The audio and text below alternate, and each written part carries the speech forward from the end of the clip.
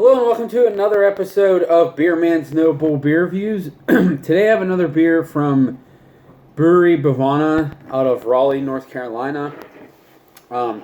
This is the first beer review that I've done of theirs for a hoppy beer. I think they're most well known for their sour stuff, but they do a decent bit of hops too. Almost all the reviews I've done for them have been their sour stuff. I did their barrel-aged stout, and I know I did like their Belgian single. But a lot of times I don't know that Salud in Charlotte's usually the only place that gets it if Jason goes to Raleigh and brings it back. And if I don't know that they got it and I see it there, they don't date their cans, so I usually won't buy the hoppy stuff because I don't know how old it is. But I actually was there. I was in Raleigh last weekend. I went to the Barrel Culture Invitational, which was awesome, by the way. It's a great event that Barrel Culture hosted, so I really appreciated that. I think they did a really good job for their first beer festival. As you can see here, this beer is called Cart. It is a triple IPA, 9.5 ABV, and it says bold and graceful triple IPA, juicy tropical, an expression of everything we want but rarely ever find in triple IPAs: balanced bitterness, subtle strength, and mellow hop flavors. So that sounds pretty awesome. I have not had this. I didn't have this on tap. I unfortunately didn't have too much time to spend there, so I only drank the things that I knew were like one-off type things that I couldn't get again. So that's what I stuck with. But I knew these cans were pretty fresh, so that's why. And I knew I'd be able to buy them there, so that's why I didn't try it on tap, and I trust them because I like pretty much everything they make. But anyways, that's all I'll say about this. I'm going to crack it open and see what we got.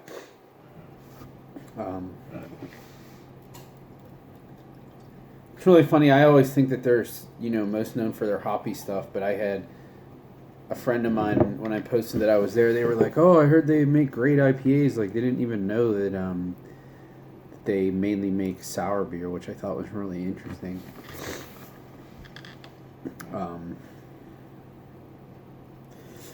So as you can see, it pours a pretty cloudy orange to almost an amber color with a fluffy, slightly less than a finger's of white head.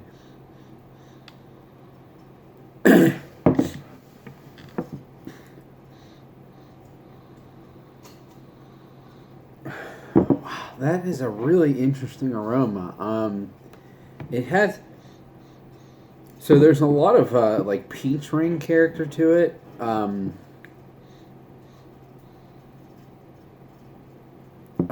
There's a lot of booze, too, which is interesting. I wasn't necessarily expecting that.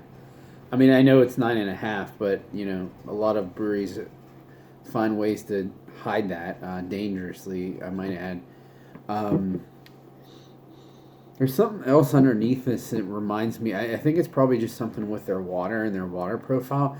It's almost like minerally, like you get out of their sour beers, but it doesn't smell like lactic or acidic or anything like that, or Brett. Like I don't. It's not infected, but it just has that like minerally, that slight minerally like wet pebbles character.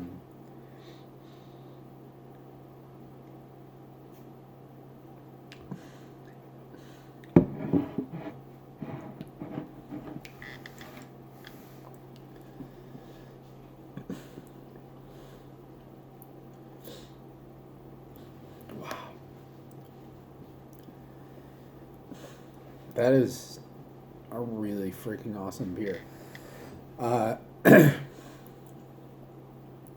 It's really funny that I said, oh man, this smells boozy, because the flavor is the complete opposite.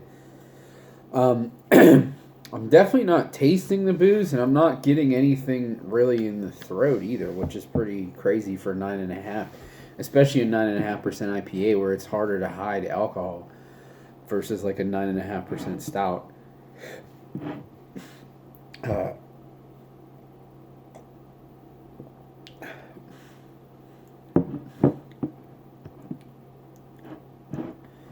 This is seriously like probably the most balanced triple IPA that I've ever had. The description is very accurate, and that sometimes I don't like reading the description ahead of time. I just do it for the video to explain what it is. But if I was just hanging out drinking and I didn't know, I usually would probably drink it without knowing. But it's through and through an IPA, but the hop flavors are like so subtle. They're definitely there, but it's so balanced with the malt base, which is really nice and like bready and grainy, but it's not sweet. It's actually pretty dry.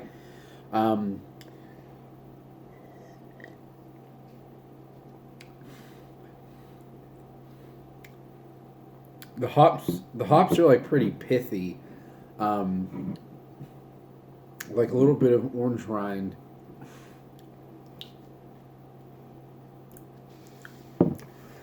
But it, a lot of these triple IPAs, they work because you have a ton of bitterness and a ton of sweetness, and they're both so big that they cancel each other out enough to make it drinkable. This is like the opposite of that, where both are actually very restrained, and that's what makes it balanced. Because neither one, if you lowered either one of them, I still don't think the other one would be like too dominant where I wouldn't want to drink it. Like a lot of triple IPAs, if they were super dry but they were as bitter as they are because they're so chock full of hops, they'd probably be nasty. And the other way, like if they weren't so chock full of hops, they'd just be a sweet, disgusting mess. But this is like completely the opposite. This is a perfect balance between malt and hops.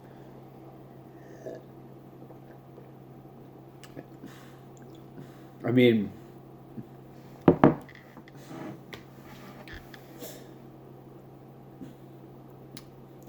like it's an IPA through and through, but compared to today's IPAs that are just so juicy or have that like green bitterness, this is so balanced. And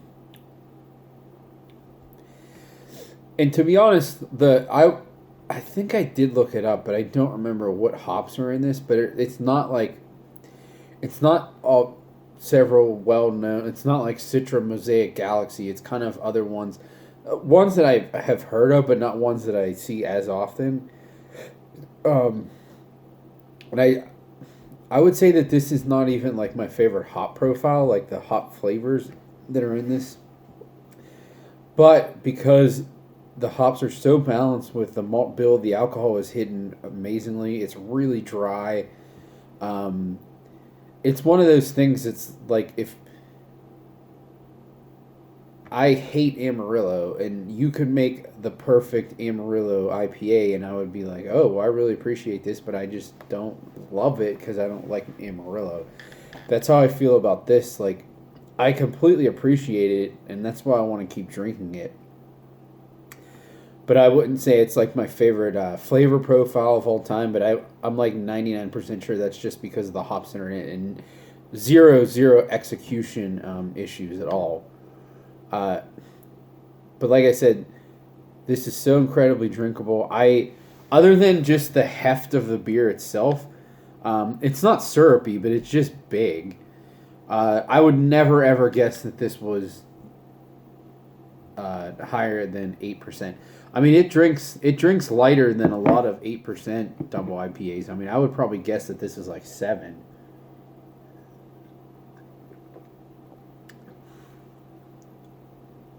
Yeah, I would just guess this is like a really nice bodied 7% IPA. This is sneaky drinkable. It's crazy. I bought a 4-pack and I was going to split up the cans with some other people, but I'm probably going to keep at least one extra one for myself because this is really good. Honestly, this reminds me of a Brew Gentleman beer. If they, other than the body isn't quite as soft, but it's actually pretty close. Just that bready malt profile that's balancing everything perfectly. It just reminds me so much of them. And if they wanted to use something where they were bumping up the booze level on one of their IPAs where they got it to 9.5, I really feel like this would be similar to something that they would do. And to be honest, even though I don't like the mouthfeel quite as much as theirs, the this actually hides the alcohol better than some of their double IPAs, which is kind of crazy. Not that their double IPAs are super boozy, but they're not like, I don't think they hide the alcohol like better than anyone else. That's like the one flaw that they have in their IPAs, if there is one. Which to me, there really isn't. That's just a really nitpicky thing. But I will absolutely buy this again. I think I saw that they only brew this once a year, which kind of sucks. But I don't need to be drinking triple IPAs all the time, so that's perfectly fine. But now once the weather starts, I don't like drinking like IPAs like in the dead of winter. But when it's chillier in the fall, but not like cold, that's a really good time to drink the bigger IPAs. So I wouldn't mind getting another 4-pack of this if I could, but I don't think I'll be able to. So that's all I got in this one. Please like, comment, subscribe. Let me know what you think, and I look forward to doing the next one. Thanks.